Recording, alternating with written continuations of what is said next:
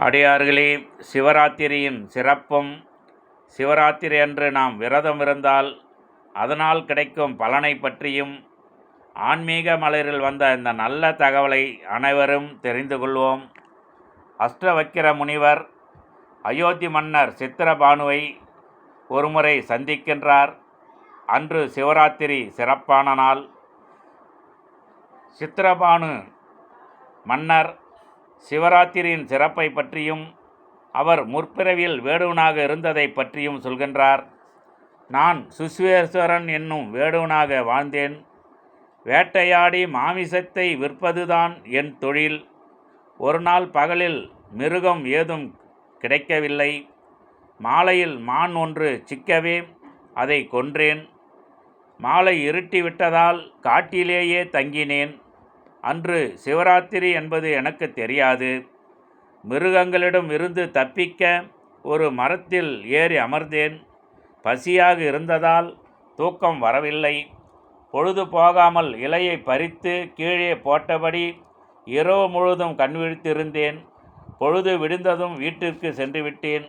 இப்படியாக பல காலங்கள் வாழ்ந்த பிறகு எனக்கு மரணம் ஏற்பட்டது. எனது மரணம் ஏற்பட்டவுடன் சிவதூதர்கள் என்னை அழைத்து சென்றார்கள்.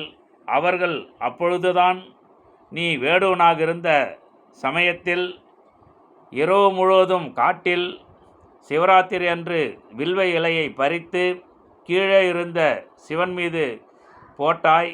அதன் பலனால் உனக்கு சிவராத்திரியின் சிறப்பு பலனை உனக்கு கிடைத்தது. அதனால் இப்பிறவியில் நீ மன்னராக ஆட்சி புரிகின்றாய் என்று சொன்னார்கள். அப்பொழுதுதான் நான் தெரிந்து கொண்டேன் சிவராத்திரியின் சிறப்பையும், சிவராத்திரி விரதம் இருந்தால் எவ்வளவு நன்மை என்பதை பற்றியும் தெரிந்து கொண்டேன். நான் சிவராத்திரி என்று தெரியாமல் கண்விழித்து உயிரை காப்பாற்றுவதற்காக இரவு முழுவதும் இலையை பறித்து சிவன் மீது போட்டேன். அதற்கே மன்னராகும் தகுதி என்றால் நமது அடியார் பெருமக்கள் அனைவரும் சிவராத்திரி அன்று விரதம் இருந்து சிவபெருமானை வணங்குங்கள். உங்களுடைய குறைகள் அனைத்தும் நீங்கி அனைவரும் சிறப்பாக வாழ்வீர்கள். இந்த பதிவை காணும் அடியார்கள் சிவராத்திரியின் சிறப்பை அனைவரும் தெரிந்து கொண்டு சிவராத்திரி அன்று விரதம் இருந்து சிவபெருமானை வணங்குங்கள். அனைவருக்கும் இந்த தகவலை சொல்லுங்கள். அனைவரும் சிவராத்திரி அன்று விரதமிருந்து சிவபெருமானை வணங்கி நலமாக வாழட்டும்.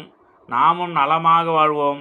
அனைவரும் நலமாக வாழ வேண்டும் என்று சிவராத்திரி அன்று விரதம் இருந்து சிவபெருமானை வணங்கி நலமாக வாழ்வோம்.